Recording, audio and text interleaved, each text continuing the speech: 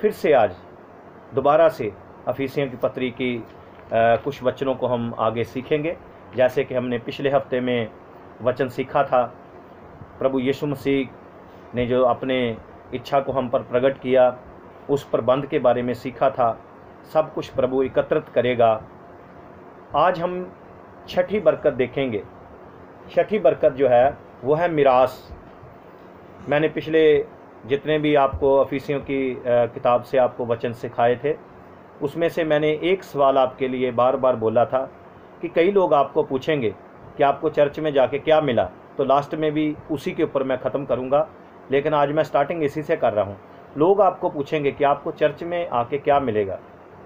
मैं यही आपसे सवाल करता हूँ, और ये मैं अपने ऊपर भी रखता हूँ और सारी दुनिया के ऊपर। हमको क्या मिलेगा? अफीसियों की पत्री में जो लोग थे उनको क्या मिलेगा? प्रभु के पास आकर उनको उद्धार मिल गया था, उनको लहू से छुटकारा मिल गया था, लेकिन अभी और भी बहुत कुछ मिलना था, जिसके लिए अफीसियों की पत्री को लिखने वाला प्रभु का दास आत्मा के द्वारा उनको लिखता है। तो आज हम उसके 11वें वचन से देखेंगे। 1 अध्याय का 11वां वचन अपनी बाइबल में से ज़रा देख लें। तो ऐसा लिखा है, उसी में जिसमें हम भी उसी की मनसा से जो अपनी इच्छा के मत के अनुसार सब कुछ करता है, पहले से ठहराए जाकर मिरास बने। अपना मुंह खोल के बोले, मिरास बने, प्रभु की मिरास। हाँ, बड़े ध्यान से सुनिए। 12वां वचन कि हम जिन्होंने पहले मसीह पर आशा रखी थी उसकी महिमा की स्तुति के कारण हो। 13वां वचन, और उसी में तुम पर भी, जब तुमने सत्य का वचन सुना जो तुम्हारे उद्धार का सुसमाचार है, जिस पर तुमने विश्वास किया, प्रतिज्ञा की हुए पवित्र आत्मा की छाप लगी। मसीही मिरास के बारे में आज सीखेंगे। तो उसके लिए हमें थोड़ा पुराने नियम को जानना पड़ेगा। जब हम परमेश्वर के पवित्र शास्त्र में गिनती की किताब 3:12 में और उसके 18-20 में पढ़ते हैं, तो परमेश्वर ने मूसा को, अपने दास को कहा था कि जो लेवी के ख़ानदान के लोग होंगे उनको तो जाके जब वो कनान देश में प्रवेश करें तो उनको कोई भाग नहीं देना, क्योंकि उनका भाग मैं हूँ, उनकी मिरास मैं हूँ। लेकिन थोड़ा सा हम और पीछे चले जाते हैं, तो जब परमेश्वर अब्राहम से प्रॉमिस करता है, वायदा करता है कि मैं कनान देश को तेरे वंश को दूंगा, मिरास में दे दूंगा, पीढ़ी दर पीढ़ी तुम्हें दे दूंगा, वो देश परमेश्वर ने दिया उनको वादा। और अब देखिए कि वो वहाँ कैसे पहुँचे, कितना समय लग गया। 400 साल मिस्र में लग गया। अब आगे पहुँचते पहुँचते उनको 40 साल रास्ते में लग गए, है ना। 40 साल रास्ते में लग गए, और उसके बाद उनको युद्ध जीतते कितने साल गुजर गए। तो बहुत वक्त के बाद जाके फिर उन्होंने जब कनान में प्रवेश किया, ऐसे वो कनान में प्रवेश नहीं कर गए। हमने उद्धार प्राप्त कर लिया है, हमने मुक्ति प्राप्त कर ली है, लेकिन अभी हम स्वर्ग में प्रवेश नहीं किए, क्योंकि ये शरीर जो है ये स्वर्ग में नहीं जा सकता। वचन में लिखा है लहू और मांस जो है वो स्वर्ग में नहीं जा सकता। फिर हमारी मिरास क्या है, मसीही लोगों की मिरास क्या है? तो इन्हीं बातों के विषय के ऊपर आज हम सीखेंगे कि मसीही लोगों की मिरास क्या है। तो यहाँ पर 11वें वचन में लिखा, उसी में जिसमें हम भी उसी की मनसा से जो अपनी इच्छा के मत के अनुसार सब कुछ करता है, पहले से ठहराए जाकर मिरास बने। अब मैं आपको ये बताना चाहता हूँ कि किसी भी काम से पहले इच्छा होनी ज़रूरी है। तो परमेश्वर के अंदर ये इच्छा थी, किस बात के लिए? उसके साथ ही उसने उद्देश्य भी रखा। तो परमेश्वर के अंदर ये इच्छा थी कि हम मिरास बने, तो हम अपने आप में परमेश्वर की मिरास हैं, क्योंकि वचन में लिखा तुम मेरा निज धन हो। अब देखिए, जो हम दुनिया में कितने मसीही लोग हैं, हम अपना दशमांश देते हैं, अपने घर से हर चीज़ वस्तु निकाल के देते हैं। प्रभु वो थोड़ी इकट्ठी करता है, प्रभु तो आपको इकट्ठा करेगा। जब स्वर्गदूत आएंगे ना, आपको लेके जाएंगे, उसका प्रतिफल आपको मिल जाएगा। बड़े ध्यान से सुनने वाली बात है कि परमेश्वर का उद्देश्य क्या था? दुनिया में आत्माओं को इकट्ठा करना, बहुमूल्य आत्माएं, कीमती आत्माएं। आप जो यहाँ पर बैठे हैं ना, अगले साल हो या ना हो, लेकिन आपकी मिरास पक्की है ना। जब हमारे संसार में क्या होता है, जब बंदा बुजुर्ग हो जाता है ना, तो उसके बाद क्या होता है, उसकी बहुत सी चीज़ों के ऊपर अधिकार को माना नहीं जाता, कई वक्त तो उसको दिया नहीं जाता उतना, तो वो भी उसको भी इतना क्या बोलते हैं उसको समझा नहीं जाता। उन चीज़ों जो उसकी होती है ना, वो भी कई वक्त कई बुजुर्गों की औलाद अच्छी नहीं होती तो वो सोचते यार मेरा सब कुछ खो गया। लेकिन जितना ही हम मसीह में परिपक्व होते जाएंगे, जितना हम प्रभु में बढ़ते जाएंगे, उतनी ही हमारी मिरास पक्की होती जाएगी। संसार में हमारी मिरास खोती है, छीन ले सकता है कोई, जो हमने कमाया है, जो प्राप्त किया है, लेकिन जो स्वर्गीय मिरास है वो कोई नहीं छीन पाएगा, क्योंकि परमेश्वर के उद्देश्य के अनुसार है। तो संसार को रचने, संसार को बचाने वाले परमेश्वर की ये इच्छा है और उसका उद्देश्य है कि मनुष्य को अनंत काल तक वो मिरास देना और उसका अधिकारी करना है। प्रभु ने अनंत काल तक की मिरास आपको दी है। वचन में लिखा है कि जो मिरास है, जो जायदाद है, वो पुरखों से मिलती है, लेकिन अच्छी पत्नी यहोवा से मिलती है। अब हम दोनों देखेंगे कि ये एक पर जो हम जायदाद, देखिए कई यहाँ पर बेटे बैठे हैं, आपके माता पिता ने कितनी मेहनत की है, कितना जद्दोजहद किया है, कितना भागदौड़ किया कि आपको ये घर मिला, आप आराम से रह रहे हैं, ठीक है। तो परमेश्वर ने हमें अपने उस मिरास का अधिकारी होने के लिए कितनी बड़ी कुर्बानी दे दी। हमने पीछे सीखा था, लहू के द्वारा छुटकारा हमने पहले से ठहराया, उसने पहले से चुन लिया, ये परमेश्वर की इच्छा थी। वो इसी चीज़ों का अधिकारी बनाने के लिए ये उसने अपनी इच्छा को प्रकट किया। तो हमने पद 3 और 9 की अन्य सभी आशयों के साथ साथ एक मिरास भी प्राप्त की है, और हम मसीह में इस पर प्रतिज्ञा के द्वारा अब अधिकार रखते हैं। परंतु ये वास्तव में हमारी नहीं होगी जब तक पवित्र आत्मा में बोए जाने के जीवन का अंत ना हो जाए। पवित्र आत्मा, आगे हमने देखा था कि पवित्र आत्मा की छाप आपके ऊपर लगी है। अभी हम पूरी रीति से उस मिरास के भागीदार नहीं हुए। परमेश्वर ने अब्राहम को बोला आप मिरास मिलेगी, उसके बाद अब्राहम के बाद इसहाक को बोला, याकूब को बोला, फिर कितने लोग आए, मूसा को भी बोला, इसराइलियों को भी बोला, लेकिन मिरास कितने लोगों ने प्राप्त की, जो अंत तक विश्वास योग्य रहे। तो हम इसी उद्देश्य के साथ इफिसियों की पत्री से आज वो बरकत पाएंगे कि हमारे लिए एक मिरास है। पहली बात, हम ही परमेश्वर की मिरास हैं। दूसरी बात है, एक और मिरास हमें मिलने वाली है। वो आने वाले समय में क्या होगा। तो यहूदी खानदान के मसीही को पौलुस लिखता है कि उसमें हमने भी एक अधिकार प्राप्त कर लिया है। ये है मसीह में एकता। हमारी पहली मिरास क्या है? मसीह में एकता, परमेश्वर के साथ जुड़ने का फ़ायदा। ये हमारी एक अधिकार है, हमें प्रभु ने दिया। मसीह के साथ हमारी एकता हो गई, और ये अधिकार उस समय मतलब जब उसका इंतज़ार है, मतलब जब वे सारे सच्चे विश्वासी एक अद्भुत संसार में मसीह की देह और दुल्हन की तरह प्रकट किए जाएंगे, उस समय ये प्रकट हो जाएगी मिरास।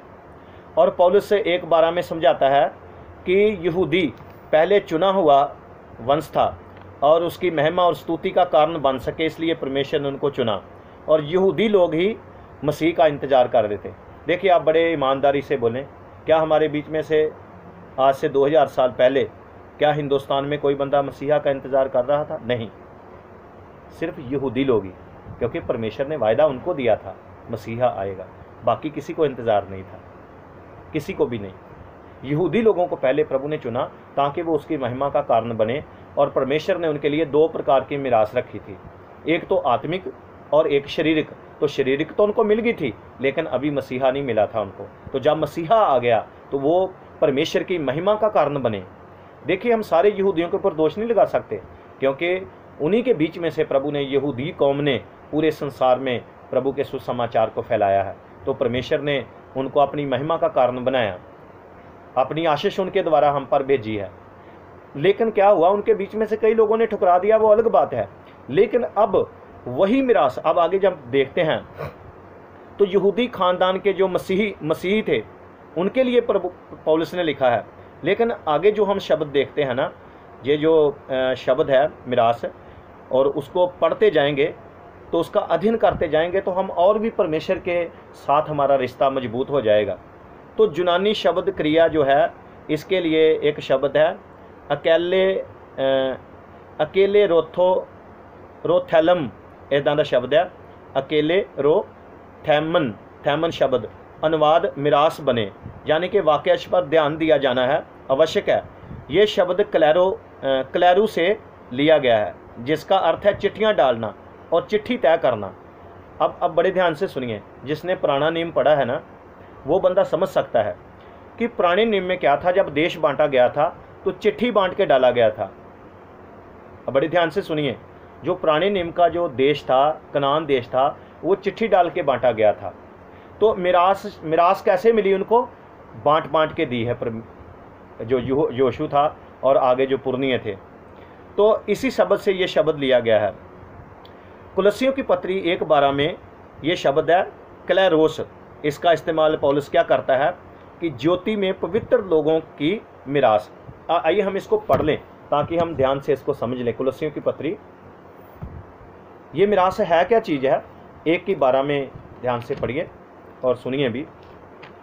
ऐसा लिखा है, पिता का धन्यवाद करते रहो जिसने हमें इस योग्य बनाया कि ज्योति में पवित्र लोगों के साथ मिरास में सहभागी हूँ।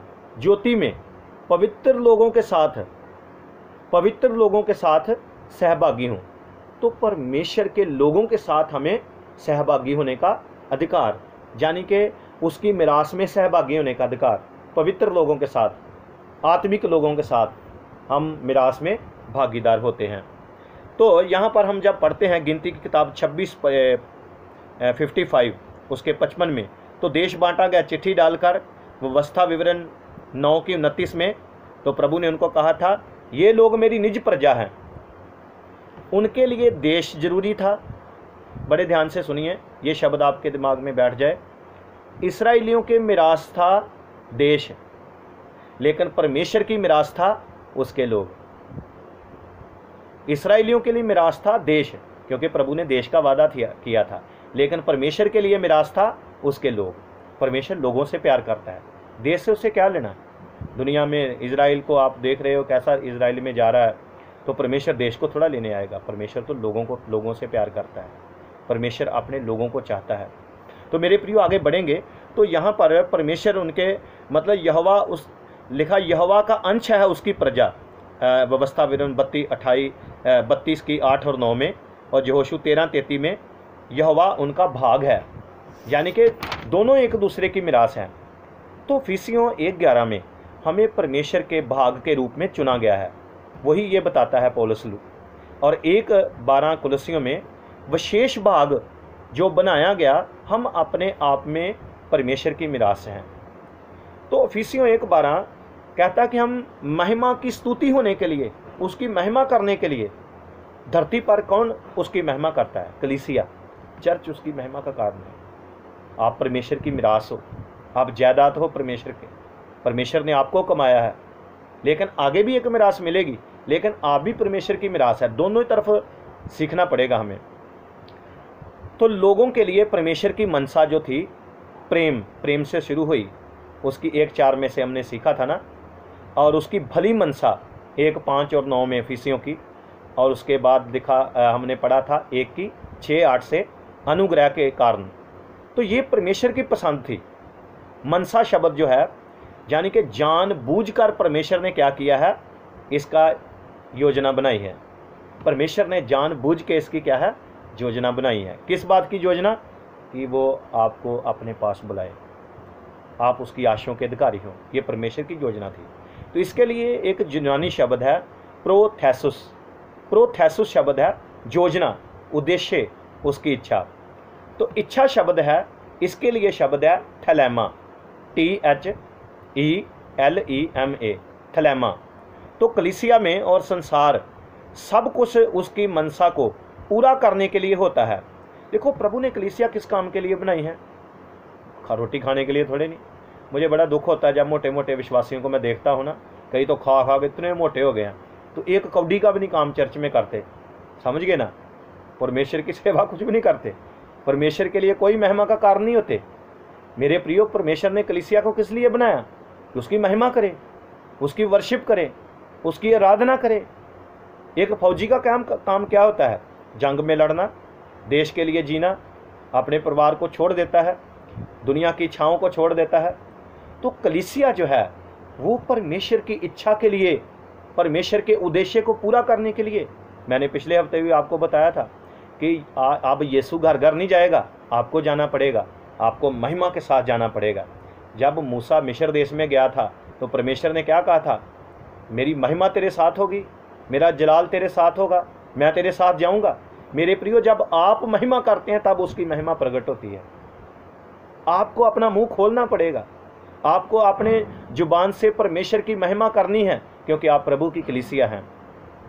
तो दूसरा शब्द हमने सीखा है मत, अपनी इच्छा के मत के अनुसार। तो प्रेरितों के काम 2:23 में लिखा है, पहले से ठहराई हुई योजना। तो परमेश्वर के अंदर तो ये इच्छा थी कि कलीसिया महिमा करे, परमेश्वर के अंदर इच्छा थी कि कलीसिया खास मकसद को पूरा करे। आपको मकसद पूरा करना है मेरे प्रियो। जब मूसा मर गया तो परमेश्वर ने किसको चुना अपनी महिमा के लिए? यहोशू को परमेश्वर ने चुना। यहोशू के साथ परमेश्वर रहा। परमेश्वर आपके साथ भी रहेगा अपनी महिमा के लिए। और अपना हाथ उठा के एक बार बोलें, प्रभु मेरे जीवन से तेरी महिमा होती रहे, है ना। तभी एक गीत हम गाते हैं, मेरी ज़िंदगी में तेरा जलाल हो, है ना। तो ये क्यों गाते हैं? एक और गीत गाते हैं, मेरा उठना बैठना और चलना तुझे भाता रहे, मेरे जीवन में यस्सु तेरा नाम जलाल पाता रहे। आपकी बॉडी जो है ये परमेश्वर का एक हथियार है, इसी के द्वारा उसने कार्य करना है, इसी के द्वारा परमेश्वर अपनी इच्छा पूरी करेगा, इसी के द्वारा उसका उद्देश्य पूरा होगा जब आप परमेश्वर को समर्पित हो जाएंगे।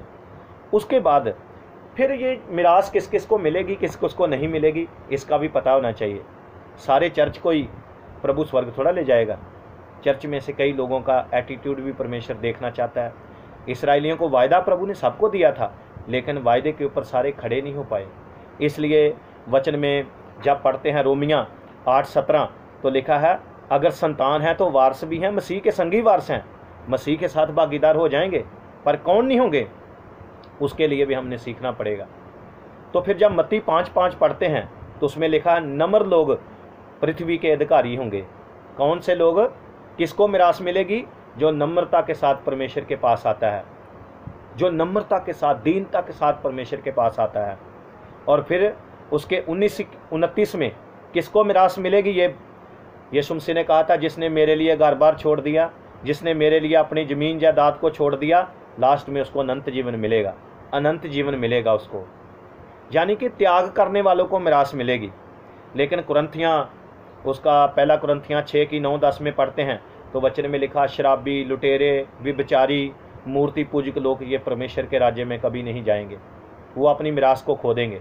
यानी कि जब स्वर्गीय जीवन, अनंत जीवन वो प्रकट होगा, उस महिमा के साथ जब यीशु आएगा कलीसिया को लेने, तो वो लोग नहीं उठाए जाएंगे अगर ऐसा एटीट्यूड रखेंगे। तो अफिसियों की पत्री जो 14 से 18 तक इस बात को हमने बड़े ध्यान से अध्ययन करना है।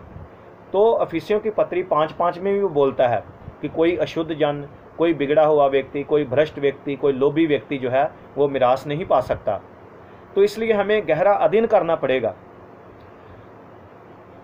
इब्रानियों 9 और उसकी 15 और इब्रानियों 6:12 उसमें लिखा है, तुम्हें अनंत मिरास मिलेगी।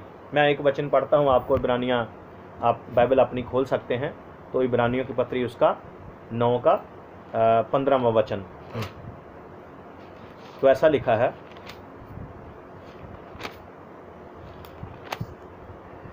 इसी कारण वे नई वाचा का मध्यस्थ बना, ताकि उसकी मृत्यु के द्वारा जो पहली वाचा के समय के अपराधों से छुटकारा पाने के लिए हुई, बुलाए हुए लोग प्रतिज्ञा के अनुसार अनंत मिरास को प्राप्त करें। अनंत मिरास ये एक दिन के लिए नहीं है, सदा की मिरास है, परमेश्वर ने अपनी कलीसिया के लिए रखी। तो कलीसिया कितनी खुश हो जाए, चेहरे के ऊपर रौनक आ जाए कि अनंत मिरास के लिए परमेश्वर ने हमें अपने पास बुलाया, यीशु के लहू के द्वारा हमें अपने पास बुलाया है। तो आगे जब पढ़ते हैं तो उस अनंत मिरास में क्या है? प्रकाशित वाक्य उसके 21:7 में भी लिखा है, ऐसा लिखा है, जो जय पाए वही इन वस्तुओं का वारस होगा, मैं उसका परमेश्वर हूँगा, वे मेरा पुत्र होगा। तो जय पाने वाले लोग उस मिरास के अधिकारी होंगे। अपने जीवन की हर एक बात के ऊपर जय प्राप्त करनी है, अपने स्वभाव के ऊपर, संसार में परमेश्वर की सेवा करते हुए अपने ख्वाहिशों के ऊपर जय प्राप्त करनी है। मेरे प्रियो, ये गहरे वचन हैं, प्रभु से मांगे कि बड़े प्रार्थना के साथ बैठे। मैं आपको दिल से ये बताना चाहता हूँ कि मैं पूरे हृदय के साथ मैं जब आप गीत गा रहे थे उस वक्त ही मैंने मन ही मन प्रार्थना की थी, प्रभु सारे लोग जितने भी जुड़े हैं वो तेरी इच्छा को समझ पाएँ प्रभु, वो तेरे पास आ पाएँ। यहाँ पर मैं प्रचार नहीं कर रहा, वो बड़ा प्रचारक हमारे ऊपर बैठा है, वही आत्मा के द्वारा हमें सिखा सकता है। हम तो सिर्फ हेल्प कर सकते हैं, हम मदद कर सकते हैं। आप दुआ के साथ बैठें, प्रभु मुझे सिखा परमेश्वर के, मैं तेरी महिमा कैसे करूं प्रभु। मेरे प्रियो, आगे जब सीखेंगे तो इसमें हम देखते हैं प्रभु यीशु कहते हैं जो जय पाए वही इन वस्तुओं का वारस होगा। लेकिन आगे मिरास में एक देखो, आपने जब ज़मीन खरीदी है तो ज़मीन से पहले क्या देते हैं? बयाना देते हैं, है ना। अगर आपने कोई ज़मीन खरीदनी है तो आपको पहले क्या देना पड़ेगा? बयाना देना पड़ेगा, है ना। तो बयाना दे के क्या होता है, आप टाइम रख लेते हैं, इतने समय हम पूरी पेमेंट कर देंगे, उसके बाद ज़मीन हमारी। तो परमेश्वर ने इस मिरास को देने के लिए हमें क्या दिया है? परमेश्वर ने सबसे पहले क्या दिया है? पवित्र आत्मा। जब हम 13वां वचन पढ़ा तो लिखा बयाने में अपना आत्मा दे दिया है। तो बयाना दे दिया है परमेश्वर ने। अभी पूरी रीति से हम वहाँ नहीं पहुँच सकते, तो जब संसार का अंत होगा तो उस वक्त पवित्र आत्मा का जो कार्य अभी कर रहा है पवित्र आत्मा, वो काम जब बंद हो जाएगा, इस शरीर को हम छोड़ देंगे, तब प्रभु यीशु मसीह पूरी रीति से सब चीज़ों का कंट्रोल अपने हाथ में जब लेगा, तब मिरास हमारे हाथ में आ जाएगी। अभी तो बयाना दिया है, जो आपके अंदर कई वक्त आप बड़े खुश होते हैं, जब कोई चंगाई पाता है बड़े खुश होते हैं, ये तो छोटा सा बयाना है मेरे भाई। जिस दिन पूरा देखोगे तो बाइबल में लिखा अधूरा मिट जाएगा। आप कितना प्यार करते हो, पतरस ने भी कहा था तुम बिन देखे उस यीशु से कितना प्यार करते हो। अपना हाथ उठाएं तो सच्चे दिल से बोलें प्रभु मैं आपसे प्यार करता हूँ, है ना, प्रभु मैं आपसे प्यार करता हूँ, है ना। देखिए ये बहुत बड़ी बात है। तो पवित्र आत्मा आपको बयाने में दे दिया है। एक दिन प्रभु पूरी रीति से आपको इस बात के लिए पक्की सारा कुछ आपके लिए क्या करेगा?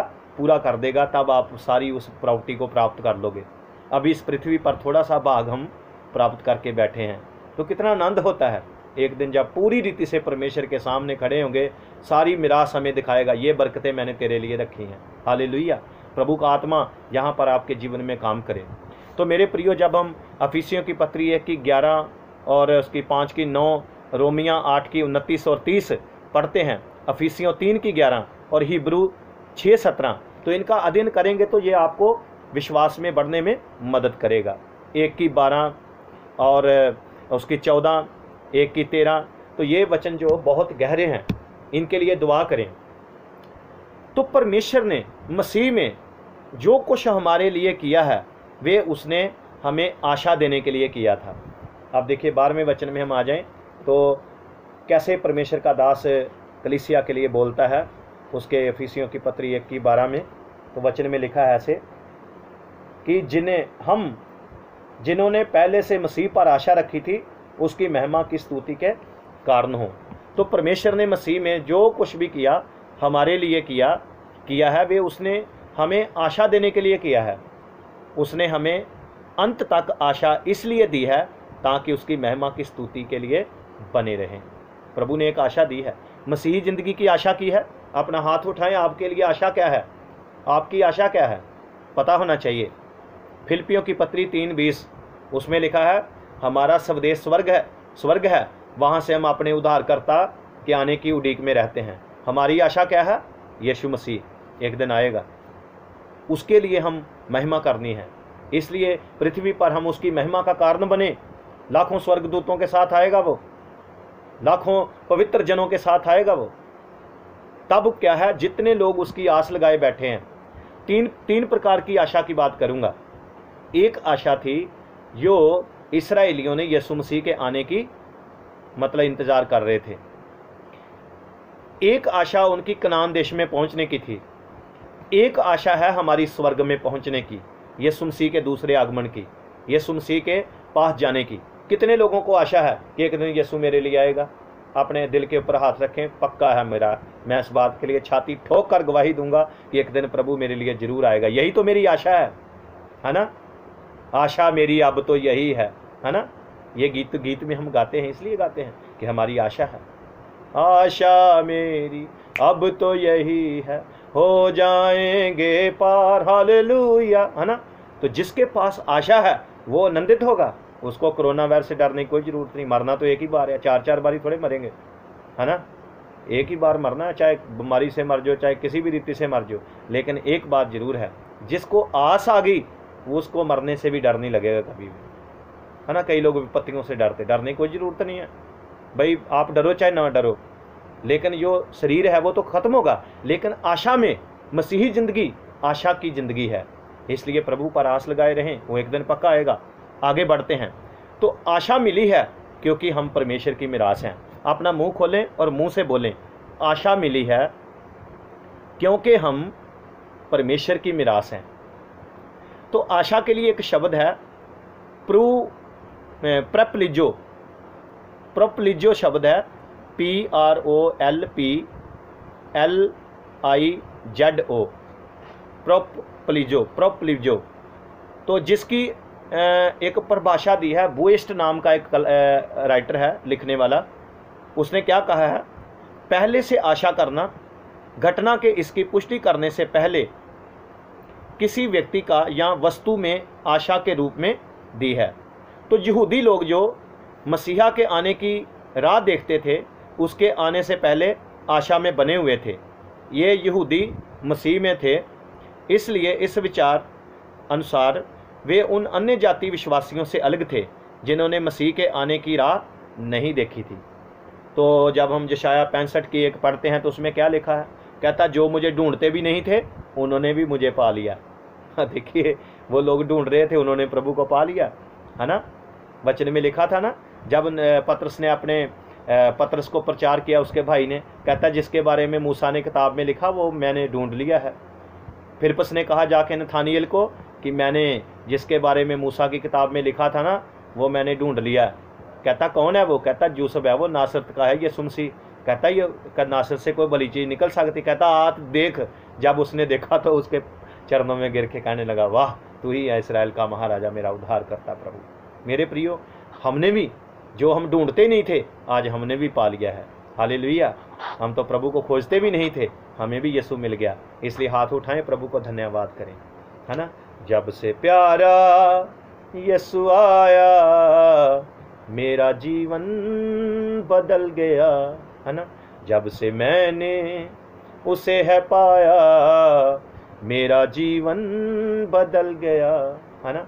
तो परमेश्वर ने हमें आशा दी है, हमें मिरास दी है, और हम उसकी मिरास हैं, और एक मिरास वो आने वाले समय में प्रकट करेगा। तो हमने जो लोग ढूंढते भी नहीं थे उनको भी परमेश्वर के दास वचन में क्या कहते हैं कि हम परमेश्वर की मिरास बने, उसकी महिमा की स्तुति के कारण हो। प्रभु हमें मिल गया है, हम उसकी महिमा करें, उसको धन्यवाद दें, उसकी सेवा करें। तो उसमें लिखा तुम उसी में। तो पहले यहूदी एक राजनीतिक मसीहा की राह देख रहे थे, परंतु यहाँ तक मसीही हैं जो मिरास पाने से पहले मसीह की प्रतिज्ञाओं में भरोसा जताता है, जो कि वर्तमान युग के अंत में मसीह के प्रकट होने पर ही होगा। तो हम बड़े ध्यान से इसको देखें कि यहूदी तो उसका इंतज़ार कर रहे थे, हम इंतज़ार कर रहे थे नहीं, हमें भी प्रभु मिला। कैसे मिला? उसके पुत्र यीशु के लहू के द्वारा हमें उद्धार मिला, यीशु के नाम के द्वारा, पहले से ठहराए जाकर उसकी इच्छा के अनुसार हमें मिला। परमेश्वर की योजना थी, परमेश्वर की योजना थी। अब देखिए, जो घर होता है ना, घर देखिए कई वक्त घर जो होता है, तो आपका घर आपके परिवार के लिए है, लेकिन जो परमेश्वर का घर है वो हम सब के लिए है, उसी के लिए प्रभु ने हमें बुलाया है। बड़े ध्यान से सुनिए।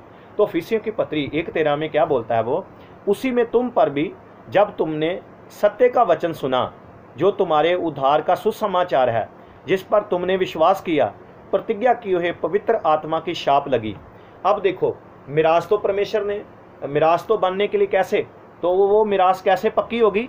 पवित्र आत्मा की छाप लगा दी। अब देखिए, जब आप ज़मीन खरीदते हो तो बयाना दे देता है, ठीक है नहीं। तो यहाँ पर पवित्र आत्मा और छाप एक अलग चीज़ है, ये दोनों को समझना पड़ेगा। देखिए, जो पवित्र आत्मा है वो हमें नए जीवन में आगे बढ़ने के लिए मदद करता है, लेकिन जो छाप है, मोहर है, उसके लिए हमें स्टडी करनी पड़ेगी। तो मैं बहुत सी बातें आपके सामने आगे मोहर के विषय में आपको बताऊंगा, लेकिन उसके पहले वो कलीसिया को कहता है कि तुम पर छाप लग गई है, आप प्रभु के हो गए हैं, तो प्रभु ने आपके ऊपर क्या लगा दी है? स्टैंप लगा दी है ना। अब प्रकाशित वाक्य 7 अध्याय पढ़ोगे, उसमें भी स्टैंप की बात है। जब जिर्मिया की किताब पढ़ोगे, जिर्मिया को प्रभु ने बताया, हिजकिय्याह को बताया। पुराने नियम में भी मोहर के बारे में, आप एस्तर की किताब में मोहर के बारे में पढ़ते हो कि जिस चिट्ठी के ऊपर राजा एक बार स्टैंप लगा देता था तो क्या होता था, उसको कोई भी ऐसे नहीं खोल सकता था, उसको वो अधिकारी खोल सकता था जिसको भेजी जाती थी। यानी कि सरकार की जो मोहर होती है, अभी देखो जो चिट्ठियाँ होती हैं उनके ऊपर सरकार मोहर लगा देती है। तो जब पौलुस रसूल ने कुरिन्थियों की पत्री 3 अध्याय में लिखा है, कहता तुम परमेश्वर की जीवित पत्रियां हो, है ना। और हम देखते हैं प्रकाशित वाक्य 6 अध्याय में, 5वें अध्याय 6 अध्याय में मोहरें खुलती हैं। तो देखिए मोहर जो होता है अधिकार को दिखाता है, यानी कि परमेश्वर जो है आपके ऊपर अधिकारी है, आप उसके अधिकार में हैं, आपके ऊपर स्टैंप की गई है कि जब प्रभु पूरा सब कुछ दिखा देगा तो पूरी रीति से मिरास उसकी हो जाएगी, है ना। देखिए जब शादी होती है तो शगुन डालते कि नहीं, है ना, शगुन डालते हैं तो उसके बाद क्या होता है, लड़की लड़के एक दूसरे के लिए हो जाते हैं, लेकिन पूरी रीति से नहीं होते, है ना। पूरी रीति से क्यों नहीं होते, क्योंकि अभी तो आधा काम हुआ है। तो पूरा काम किस दिन होता है, जिस दिन बैंड बाजे बाजते हैं, सारे दोनों परिवार के रिश्तेदार इकट्ठे होते हैं, तो उसके बाद दुल्हन जो होती है वो हमेशा के लिए दूल्हे की हो जाती है। तो ऐसे ही हमारे जीवन में प्रभु ने पवित्र आत्मा दिया है, हमारे जीवन में परमेश्वर ने आज वो मोहर लगा दी है, लेकिन अभी हम पूरी रीति से उसके नहीं हुए। पूरी रीति से कब है, अभी बहुत कुछ उतराव चढ़ाव होगा। क्या पता बीच में कई लोग बयाना कि नहीं हमने नहीं जाना चर्च में, है ना। कई करते नहीं, कई आकड़ते ना पास्टर के साथ, मैंने नहीं जाना संगत में, तो फिर उसका बयाना रद्द। अगर नई ज़मीन खरीदनी तो कहते तेरी तो साई भी नहीं मुड़ेगी भाई, है ना। कई लोग आकड़ते हैं ना पास्टर के साथ कि अब मेरा दिल नहीं करता, अब पता नहीं क्या हो गया मुझे। तुझे कुछ नहीं हो गया, तू अपनी मिरास खो रहा भाई, अपने अधिकार खो देगा तू। आप देखो ईसाओ के पास कितना बड़ा अधिकार था, उसने खो दिया, अपने पुत्र होने का अधिकार खो दिया। उसको भी मिरास मिलनी थी, उसको भी बरकतें मिलनी थी, लेकिन उसने खो दिया, उसने बरकतों को खो दिया, बेच दिया, ऐसे उड़ा दिया। आप अपने आत्मिक जीवन की लापरवाही ना करें। आप मसीही जिंदगी को हल्के में ना ले, चर्च को हल्के में ना ले। पवित्र आत्मा आपके अंदर है, वो आपके जीवन में काम करता है, इसलिए आपको प्रभु की सेवा करनी है मेरे प्रियो। तो इन लोगों ने मिरास कैसे पाई, तो पौलुस कहता है 13वें वचन में, उसी में यानी कि यीशु मसीह में तुम पर भी जब तुमने सत्य का वचन सुना। ये मिरास इनको कैसे मिली, कैसे प्राप्त की इन्होंने, जब सत्य का वचन सुना। देखिए जब जो जमीन है जो रूत की सास की थी, वो रूत को कैसे मिल गई, क्योंकि उसने उसके साथ जाने का, अपनी सास के साथ जाने का प्रण कर लिया था। उसने कहा मैं तेरे साथ जाऊंगी, तो उसको फिर उसकी मिरास मिल गई। जब हम परमेश्वर के पीछे चलने के लिए फैसला करते हैं, है ना, आगे बढ़ने के लिए, तो उसने क्या किया था, सत्य का वचन सुना, उसने नौमी के परमेश्वर को स्वीकार कर लिया। तो ये जो अन्य जाति लोग थे, जो ऑफिसियों की संगत थी, ये कौन से लोग थे, ये डायना को मानते थे, ये लोग जादूगरी को मानते थे, कई प्रकार की बहुत से आप देखोगे प्रेरितों के काम 19 और 20 तो आपको पता लग जाएगा, उसमें बहुत खतरनाक लोग थे। कितनी इनके ये विश्वास से इनको तो पता ही नहीं था पवित्र आत्मा क्या था, लेकिन जब इनके जीवन में पवित्र आत्मा आया तो इनको पता लगा कि हमारे ऊपर स्टैंप लगी है। समझ गए ना, हमारे ऊपर क्या है, स्टैंप लग गई है प्रभु की। मेरे प्रियो, यहाँ पर कहता जब तुमने सत्य का वचन सुना, तो सबसे पहले अफिसियाँ पत्री 4 के 21 में भी पौलुस एक और वचन बोलता है, मैं पढ़ूंगा, बड़े ध्यान से सुनना। तो ऐसा लिखा है, तुमने सचमुच उसी की सुनी जैसा यीशु में सत्य है, उसी में सिखाए भी गए। तुमने सचमुच उसी की सुनी, यानी कि जब आपने पास्टर से प्रचार सुना तो आपने यीशु को सुना। तो अफिसियों की कलीसिया जो थी वो पौलुस के द्वारा और परमेश्वर के दासों के द्वारा जो वचन सुनते थे उसको उन्होंने परमेश्वर का वचन समझ के माना, परमेश्वर के वचन को सुना, उन्होंने सत्य का वचन सुना। उसकी कुलसियाँ 1:5 में भी पढ़ते हैं। तो उन्होंने क्या किया, वचन सुन के चुप रहे? नहीं, उन्होंने विश्वास किया। कहता जब तुमने सत्य का वचन सुना जो तुम्हारे उद्धार का सुसमाचार है, जिस पर तुमने विश्वास किया। जब अफीसियों की संगत ने प्रभु यीशु का वचन सुना तो उसके ऊपर उन्होंने क्या किया, विश्वास किया, और विश्वास करके क्या प्राप्त किया, उद्धार प्राप्त किया। वो उनकी खुशखबरी, उनके लिए खुशखबरी का कारण बना। किस खुशखबरी का, उद्धार की खुशखबरी। और फिर क्या कहता है पौलुस, कहता और वो बोलता है, जिस पर तुमने विश्वास किया प्रतिज्ञा किए हुए पवित्र आत्मा की शाप लगी। तो बड़े ध्यान से सुनिए, सत्य का वचन सुना उन्होंने, विश्वास किया, उद्धार प्राप्त किया, प्रतिज्ञा का आत्मा प्राप्त किया। 4 बातें इसमें आएंगी। उन्होंने वचन सुना, अपनी उंगली उठाइए, हाथ उठा के बोले, उन्होंने क्या है, पहले वचन सुना, विश्वास किया, उद्धार प्राप्त किया, पवित्र आत्मा की शाप उनके ऊपर आ गई। देखिए बहुत गहरा वचन है। तो उद्धार की योजना जगत की उत्पत्ति से पहले भी थी, लेकिन पवित्र आत्मा की प्रतिज्ञा कब प्रभु ने की, जब हम जोएल की किताब पढ़ते हैं तो प्रभु क्या कहता है कि जब सृष्टि की रचना हो गई तो परमेश्वर ने एक और प्लान किया। जोएल की किताब 2:28 में पढ़ते हैं, मैं उनके ऊपर अपना आत्मा उड़ेलूंगा। लेकिन वो प्रतिज्ञा पूरी नहीं हुई। कब पूरी हुई, जब यीशु मसीह स्वर्ग में जीवित उठाए गए, तब उनके ऊपर पवित्र आत्मा उतरा।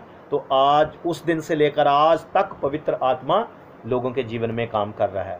तो सब लोगों के ऊपर स्टैंप लगा रहा है परमेश्वर। आपके ऊपर स्टैंप लगी है। अपने हाथों को उठा के बोले, प्रभु तेरा धन्यवाद हो, मेरे ऊपर पवित्र आत्मा की स्टैंप लगी है ना। थोड़ा खुशी से उठाए ना, चेहरे से भी पता लगना चाहिए, है ना।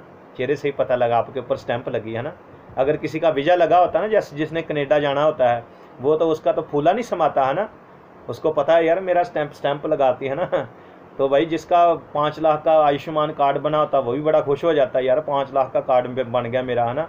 तो भैया तेरे ऊपर पवित्र आत्मा की स्टैंप लगी है। खुशी से चर्च में आ, खुशी से दशमांश दे, खुशी से प्रार्थना किया कर, आनंद के साथ गीत गाया कर। जब ढोल की बाजती ना, आनंद से भर जाया कर। समझ गए। कई लोग बीमारों की तरह गीत गाते हैं ना चर्च में आके, ऐसे ऐसे ऐसे, है ना, ऐसे ऐसे, पता नहीं क्या हो गया उनको। जिनके ऊपर स्टैंप लगी, आग उगलते मुंह से। उनके पास बैठ के आप देखो, आग आती है उनके मुंह से। कई लोग बोलते नहीं, मुझे कहते पास्टर जब गीत गाते ना पसीना आ जाता है। मैं कहा वो पसीना नहीं है, वो यार हमारे अंदर तो पूरी शक्ति भर जाती है, हम तो फटने के ऊपर आ जाते हैं। भाई वो आग ही है प्रभु की। जब प्रभु इसराइल के साथ बातें करता था तो वो सब इसराइल के साथ मूसा के द्वारा बातें करता था, और मूसा से जब बातें करता था उसे बादलों में लेकर चला जाता था परमेश्वर। क्योंकि परमेश्वर तो आग के समान है, लेकिन परमेश्वर उसको ठंडी जगह ले जाता था। मूसा को वो ठंडी जगह ले जाता था, है ना। अब कई लोग पूछे बादलों में क्या करना, भाई बाहर नहीं बात कर सकता था परमेश्वर। प्रभु बादलों में लेकर जाता था, ठंडे में बिठा के उससे क्या करता था, बातें करता था। जब हम बाइबल को पढ़ते हैं तो वचन में लिखा परमेश्वर आदम को भी क्या है, ठंडे समय में मिलता था। मेरे प्रियो, आज जो कोरोना वायरस का समय चल रहा है ना, ये बिल्कुल ठंडा समय है। क्योंकि पहले हम भागते थे, इधर जाते उधर जाते। अब तो शनिवार संडे 2 दिन घर में रहो, आराम से ठंडे समय, है ना, बड़े आराम से उसका वचन सुनो। लेकिन ये ठंडे समय में सुन के जब प्रभु का दास बाहर आता था तो उसके चेहरे के ऊपर किरणें होती थी। मेरे प्रियो, जब कोरोना वायरस की विपत्ति खत्म होगी, ये जो पवित्र आत्मा का वचन आप सुन रहे हो, ये परमेश्वर का जो सत्य का वचन आप तक पहुंच रहा है, जो आपके जीवन में प्रभु की मोहर लग गई है, एक दिन प्रभु की महिमा आपके द्वारा प्रकट हो जाएगी। अपने हाथों को उठाएं, प्रभु को धन्यवाद दें। Hallelujah, hallelujah. तो यहाँ पर हम जब देखते हैं तो पवित्र आत्मा किसको मिलना था, आज्ञा पालन करने वालों को। जो आज्ञा मानने वाले हैं वही आत्मा पाएंगे। जिस सत्य का वचन सुना, विश्वास किया, उद्धार प्राप्त किया, पवित्र आत्मा प्राप्त किया, उद्धार के साथ उनको और भी बरकत मिली। मैंने पहले भी कहा था, कभी भी कोई बंदा आके चर्च में बोले कि मुझे चर्च में कुछ नहीं मिला, वो झूठा है, धोखेबाज है। उसके पर विश्वास नहीं करना, और ना ही कभी किसी को बताना कि मुझे कुछ नहीं मिला। ये गलत है। आप स्टडी पाओ, आपको पवित्र आत्मा आपके अंदर है। इसलिए एक अनिल कांत का गीत है, आप इस प्रचार के बाद सुनना तो नेट पे सुन सकते हैं। यीशु मेरे साथ है, यीशु मेरे अंदर है, यीशु को मैं पहने हूँ, मुझ में वो जिंदा है, यही मेरी ताकत है, ये नहीं भूलना है ना। तो यीशु मेरे अंदर है, बाहर थोड़ा। कुलस्सियों की पत्री 3, 4, 5 पढ़ेंगे तो वो कहता है जब वो प्रकट होगा तो आप भी प्रकट हो जाएंगे, उसकी महिमा प्रकट हो जाएगी। आप भी, वो तो मूसा के चेहरे के ऊपर किरणें निकलती थी, उस वक्त आपके भी चेहरे चमकेंगे, है ना। आज जो काले गोले गोरे इधर उधर चिट्टे मैले सारे, है ना, सारे प्रभु के चेहरे को देखेंगे, उनके ऊपर भी प्रभु का जलाल होगा। महिमा, वो पवित्र आत्मा जो आपके अंदर महिमा का आत्मा है, वो प्रभु ने आपके अंदर डाला है, वो आपके ऊपर स्टैंप का काम कर रहा है आपके जीवन में। तो मेरे प्रियो आगे बढ़ेंगे तो प्रेरितों के काम उसके 5:32 भी पढ़ेंगे। हम जल्दी जल्दी इस वचन को पूरा समाप्त कर लेंगे। प्रेरितों के काम 5:32 तो ऐसा लिखा है, बड़े ध्यान से सुनना। हम इन बातों के गवाह हैं, वैसे ही पवित्र आत्मा भी जिसे परमेश्वर ने उन्हें दिया जो उसकी आज्ञा मानते हैं। जो उसकी आज्ञा मानते हैं। अपना मुंह खोलें। प्रेरितों के काम में प्रभु का दास क्या बोलता है? वचन कहता है, वैसे ही पवित्र आत्मा भी जिसे परमेश्वर ने उन्हें दिया जो उसकी आज्ञा मानते हैं। जो प्रभु की आज्ञा मानते हैं, जो सत्य के वचन के ऊपर विश्वास करते हैं, जो परमेश्वर के पीछे चलते हैं। अफीसियों की संगत ने विश्वास किया, उन्होंने सत्य का वचन सुना, सुन के विश्वास किया और विश्वास करके उन्होंने उद्धार प्राप्त कर लिया, बपतिस्मा ले लिया, प्रभु के साथ जुड़ गए। तो प्रभु ने क्या दिया उनको? आत्मा, आत्मा का वरदान, आत्मा की पावर। अभी आपके अंदर एक वरदान है, जरा पहचान के देखो। यहाँ पर जितने भी लोग बैठे खाली नहीं बैठे। आप चाहे बिल्कुल पतले हो, चाहे बिल्कुल मोटे हो, चाहे कुछ भी हो, लेकिन आपके अंदर एक वरदान है जो आप चमकाएं, प्रभु की सेवा करें, आगे बढ़ें। तो पवित्र आत्मा के जीवन में काम कर रहा है। थस्सलुनीकियां 2:13 लोगों ने सुसमाचार को परमेश्वर का वचन समझा। वो उनको बोलता है कि तुमने इसको मतलब हमारी बातें नहीं समझा, बल्कि परमेश्वर का वचन समझा। पहला थस्सलुनीकियां 2:13। तो मुक्ति केवल उसमें पाई जाती है, यीशु मसीह में पाई जाती है और किसी में नहीं। तो जैसे उन्होंने विश्वास किया और अपने आप को मसीह के समर्पित कर दिया और परमेश्वर के आत्मा द्वारा वो मोहर बंद किए गए। तो जैसे राजा की चिट्ठी के ऊपर स्टैंप लग जाती है, आप प्रभु की चिट्ठी हो। पौलुस ने कहा तुम परमेश्वर की पत्रियां हो और आपके ऊपर स्टैंप। और एक दिन प्रभु खोल के दिखाएगा। वचन में लिखा है ना, वो जब वो किताब खोली जाएगी तो उसमें पता लगेगा कि इसका नाम वहाँ पर है या नहीं। तो हर विश्वासी आत्मा की मोहर प्राप्त करता है। अपना मुंह खोलें। हर विश्वासी आत्मा की मोहर प्राप्त करता है कि वे परमेश्वर का है, और ये कि परमेश्वर द्वारा तब तक सुरक्षित रखा जाएगा जब तक वे उसकी महिमा, जो मतलब महिमा में शरीर को प्राप्त नहीं करता। आप परमेश्वर की निज संपत्ति हैं, आप प्रभु की संपत्ति हैं, आपके ऊपर प्रभु की मोहर लगी है। और कई विश्वासी बोलते हाय मुझे पता नहीं कितना डरावने सुपने आते, पता नहीं मुझे कुछ मिला नहीं चर्च में। ओ भैया भाई, अपना दिमाग ठीक करो। प्रभु के पास आने वाले जितने भी लोग हैं, आप प्रभु की सुरक्षा में हैं, तभी तो बचे हो, जिंदा हो। प्रभु की सुरक्षा में हो। आप अपने हाथों को उठाएं, प्रभु के धन्यवाद दें लाख लाख बार। आपके परिवार के ऊपर प्रभु की सुरक्षा है, तभी तो अच्छा खाना प्रभु देता है, तो आप आराम से खा के सो जाते हो। मेरी सुरक्षा प्रभु की तरफ से है, मेरे अंदर पवित्र आत्मा है, आपके अंदर पवित्र आत्मा है, आप सुरक्षित हो, आराम से सोइए, कुछ नहीं शैतान कर सकता। अगर आप प्रभु के साथ सही है ना। हाँ, कुछ अधूरे होते हैं ना, आधा दशमांश देने वाले, आधा चर्च जाने वाले, है ना, आधी दुआ करने वाले, आधी संगत छोड़ के भागने वाले। उनके लिए नहीं मैं बोल रहा, मैं तो उनके लिए बोल रहा हूँ जो उसकी आज्ञा मानते हैं। हमने प्रेरितों के काम 5:32 में पढ़ा, कहता जो उसकी आज्ञा मानते हैं उसको पवित्र आत्मा मिलता है। हालेलुया। तो परमेश्वर का वचन कहता हर विश्वासी जिसके ऊपर प्रभु ने मोहर लगा दी है, वो प्रभु के आगमन तक सुरक्षित रहेगा। प्रभु उसकी सुरक्षा करेगा, आपकी बॉडी की, आपकी आत्मा की, यदि आप प्रभु के आत्मा के द्वारा चलते रहेंगे। तो हमारी मोहर पवित्र आत्मा का वायदा कहलाती है। तो पहला पवित्र आत्मा है, और यही अपने आप में मतलब हमारे जीवन में जो डाला गया है, हम प्रभु की मिरास बनते हैं।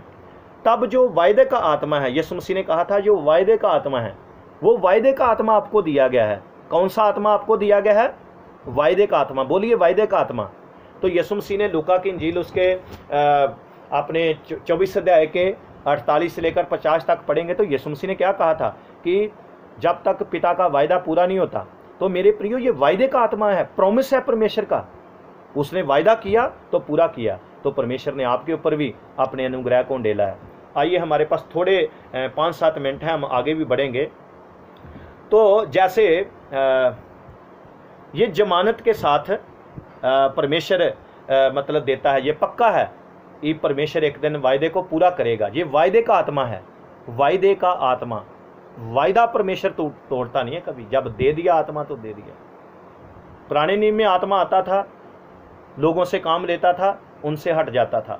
शौल की ज़िंदगी से देखो, सैमसन की ज़िंदगी से देखो, कई लोगों के जीवन से आत्मा हट गया। लेकिन अगर मसीही लोग परमेश्वर के साथ जुड़े रहेंगे तो वो वायदों को प्राप्त करेंगे। ये वायदे का आत्मा है, ये पक्का है। आप ये नहीं बोलें कि अल्लाह पास्टर को आत्मा नहीं देता। जहाँ एक विश्वासी को आत्मा, परमेश्वर सारी कलीसिया के आज्ञा मानने वालों को अपना आत्मा देता है। तो अफिसियाँ की संगत को भी वायदे का आत्मा मिला। पहले उन्होंने सत्य का वचन सुना, वचन सुन के विश्वास किया, विश्वास सुन के उद्धार प्राप्त किया, और उद्धार प्राप्त करने के बाद क्या है, उनको ये बात गिफ्ट में मिल गई, पवित्र आत्मा। उनको आशीष मिल गई। परमेश्वर का आत्मा सदा उनके साथ था, आपके साथ भी है। बोलिए, पवित्र आत्मा मेरे साथ है ना। जब आप आमीन बोलते हो, जब प्रभु के दास बोलते हैं ना अंतिम ब्लेसिंग वाला, है ना, तो तब बोलते हैं, प्रभु के आत्मा की संगत अब से लेकर हमेशा तुम्हारे साथ होती रहे। भैया, आपके साथ हमेशा की संगत प्रभु ने दे दी है ना। कई लोग तो सारी दिहाड़ी रोते रहते हैं, मेरे साथ कोई नहीं है, मेरे साथ कोई नहीं। रोंदा रहा बैठ के थे। आप पंजाबी कहीं सुन रहे, ध्यान से सुनो जरा। फिर पास्टर जी मेरा कोई नहीं। अब तू क्या, एक तो शादी कर ली, अब 3-3 करवाएगा क्या? समझ गए ना। अब बच्चे कहते हैं छोड़ के चले गए, कुछ सारे, भाई सब ने छोड़ देना तुझे, यीशु मसीह नहीं छोड़ेगा कभी। चेहरे में खुशी ला अपने कि पवित्र आत्मा, यीशु मसीह ने कहा था कभी भी तुझे नहीं छोड़ेगा। इसलिए चाहे कोई भी साथ ना आए, जो गीत गाते ना बपतिस्मा के समय, वो दिमाग में बिठा के रखो, यीशु के पीछे मैं चलने लगा, ना लौटूंगा ना लौटूंगा, है ना। तो यही चीजें हैं कि परमेश्वर वायदों को पूरा करेगा, परमेश्वर अपनी प्रतिज्ञा को पूरा करेगा। परमेश्वर वायदे का पक्का है। वो आपकी तरह थोड़ा है कि एक बार कह दिया पास्टर जी आऊँगा तो आया ही नहीं। उसने जब बोल दिया आत्मा आएगा ना, तो भैया इंतज़ार करो, होली स्पिरिट आपके जीवन में काम करेगा। जहाँ जितने भी लोग बैठे, अपने सर के ऊपर हाथ रखो। जो लोग खाली हैं, आज मैं यीशु मसीह के नाम में उनको ब्लेसिंग बोलता हूँ। उनके सरों के ऊपर, उनके सिर से लेकर पाँव तक मैं यही प्रार्थना करता हूँ, आप भर जाएं उस अभिषेक के साथ, उस महिमा के साथ जिसका वायदा प्रभु यीशु ने किया। आप खाली नहीं हैं, आपके ऊपर स्टैंप लगी है। अपने प्रभु को धन्यवाद दें, आपके जीवन के ऊपर उसकी आशीष है। आप पवित्र आत्मा के उस वायदे को प्राप्त किया है। वायदे का आत्मा मिला था अफिसियों की संगत को। बस 2-3 बातें बोल के हम समाप्त करेंगे, बड़े ध्यान से सुनिए। तो सत्य का वचन सुनकर उन्हें विश्वास किया, आत्मा प्राप्त किया, और आत्मा जो है बयाने की जैसे साई दी जाती है, पवित्र आत्मा की भूमिका बंद हो जाएगी जब खरीदी हुई संपत्ति पूरी रीति से ले ली जाएगी। तो खरीदी हुई संपत्ति का अर्थ क्या है? तो मसीह के जो संगी वारस हैं, रोमिया 8:17 और 1 कुरिन्थियां 3:21-23। तो संसार को शुद्ध करने की जरूरत है। कुलस्सियां 1:20। प्रभु संसार को शुद्ध कर रहा है, उसके बीच में अपने लिए लोगों को चुन रहा है, उनको पवित्र आत्मा के द्वारा शुद्ध कर रहा है। तो रोमियो की पत्री 8:19-20 सृष्टि परमेश्वर के बच्चों के प्रकट होने का इंतजार कर रही है। मैं जल्दी जल्दी इसके लिए पढ़ूंगा 1:13 से। तो वचन के लिए एक शब्द है लिखा, जब तुमने सत्य का वचन सुना। अपना मुंह खोलिए और बोलिए सत्य का वचन। अपना मुंह खोलिए और बोलिए सत्य का वचन, सत्य का वचन। तो आप बाइबल को पढ़ें। यूहन्ना की इंजील 1 अध्याय, तो उसमें लिखा है आदि में वचन था। तो यूहन्ना उसके लिए एक शब्द इस्तेमाल करता है, लोगोस। लोगोस जो अनुवाद है आमतौर पर ये संदेश के लिए किया जाता है, यानी कि जो संवाद के मतलब पहिए होते हैं, जिनके द्वारा हम अपने विचारों को प्रकट करते हैं। तो जब पौलुस और प्रेरितों ने प्रचार किया तो उनके द्वारा परमेश्वर ने अपने वचन को प्रकट किया। इसलिए हम जब प्रार्थना करके बैठते हैं तो प्रभु के सामने यही बोले, प्रभु आज तेरे दास के द्वारा मुझे वचन मिले। तो उन्होंने जब चेलों से सुना तो उन्होंने यीशु मसीह को सुना। आज मुझे नहीं सुन रहे आप, यीशु मसीह को सुन रहे हैं। यीशु मसीह आपसे बातें करें। यीशु मसीह आपको कह रहा है, मैं तुम्हें नाथ नहीं छोड़ूंगा, कभी भी नाथ नहीं छोड़ूंगा। आप कभी भी नाथ नहीं रहेंगे, हमेशा आपके साथ पवित्र आत्मा रहेगा।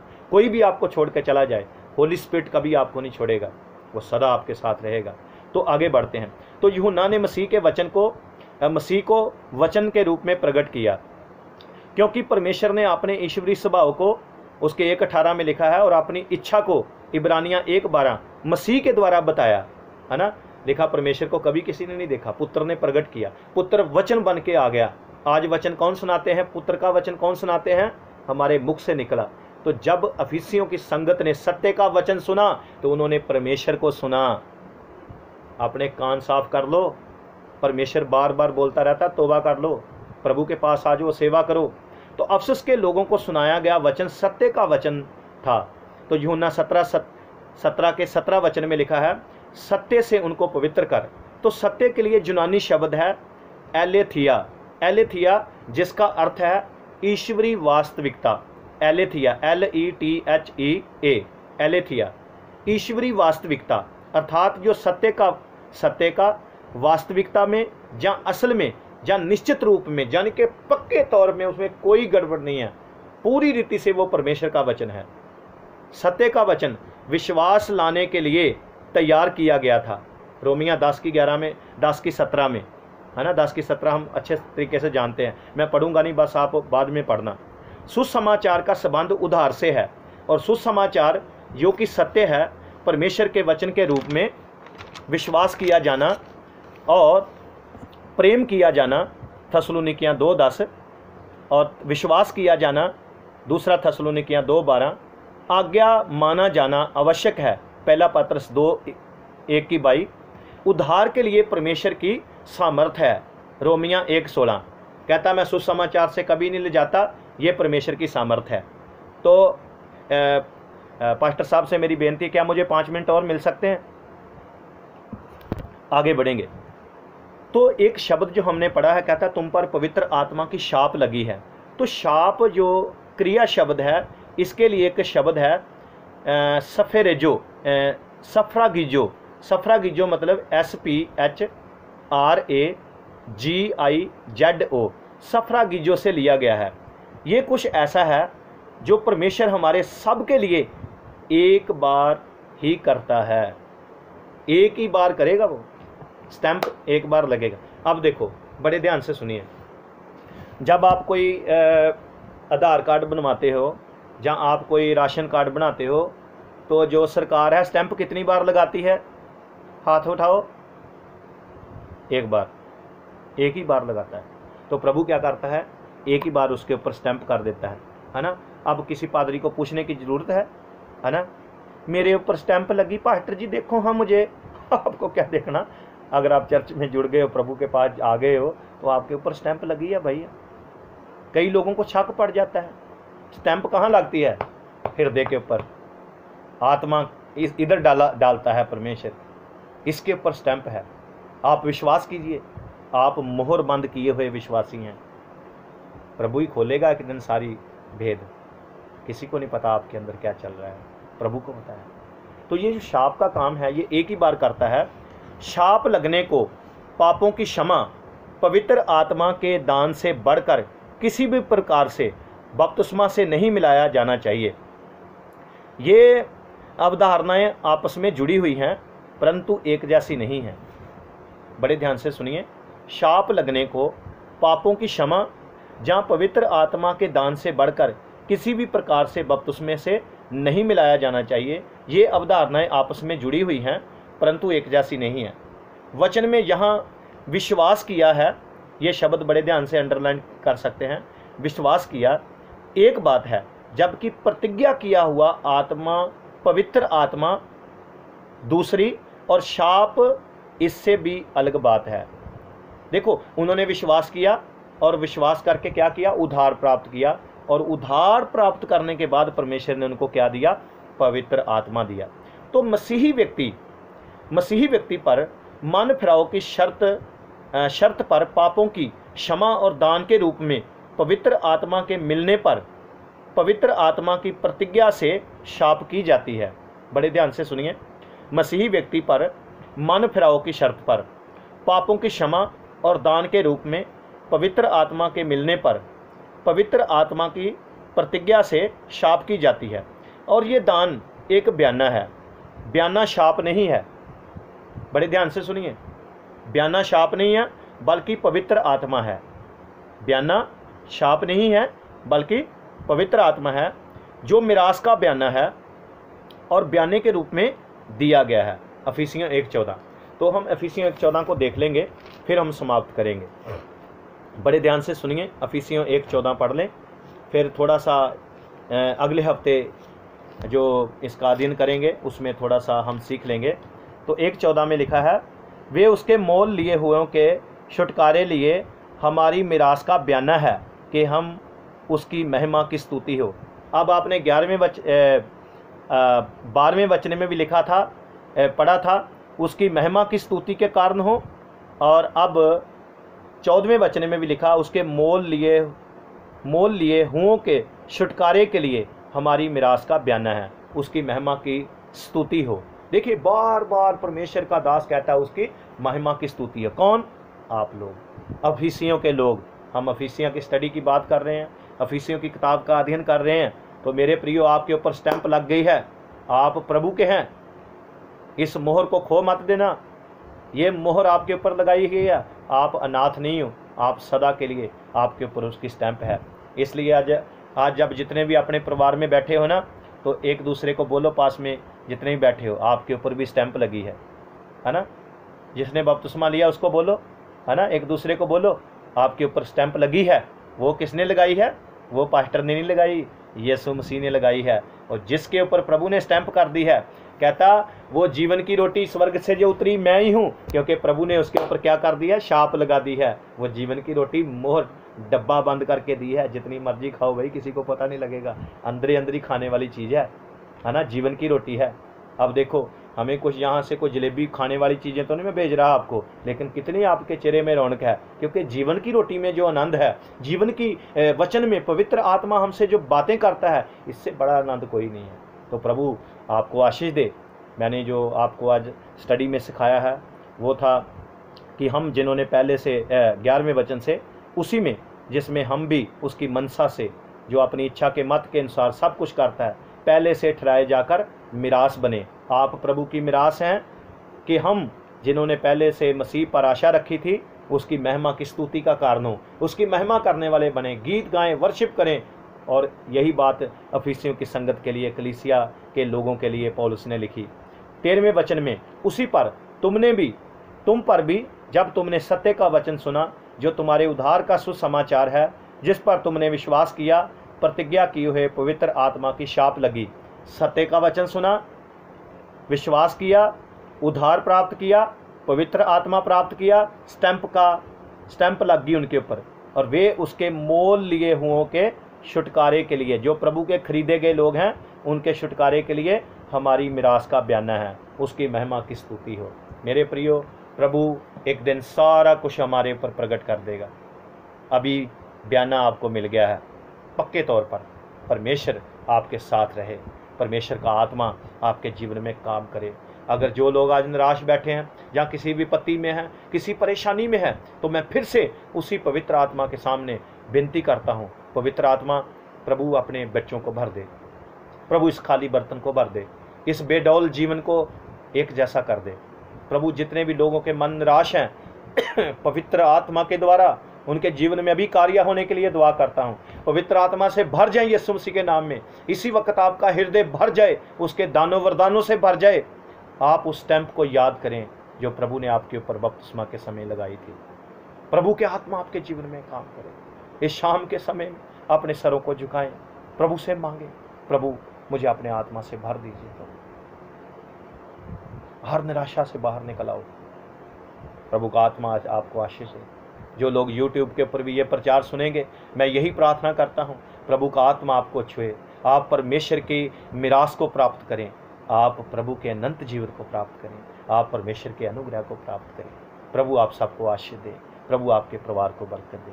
सबको जय मसीह की। God bless you, thank you. प्रभु हमेशा हमेशा सारी कलीसिया के साथ, मिशन इंडिया के साथ, हमारे साथ, और सारे जो आने वाले लोग हैं उनके साथ भी परमेश्वर हमेशा हमेशा साथ रहे। सबको जय मसीह की। जय मसीह।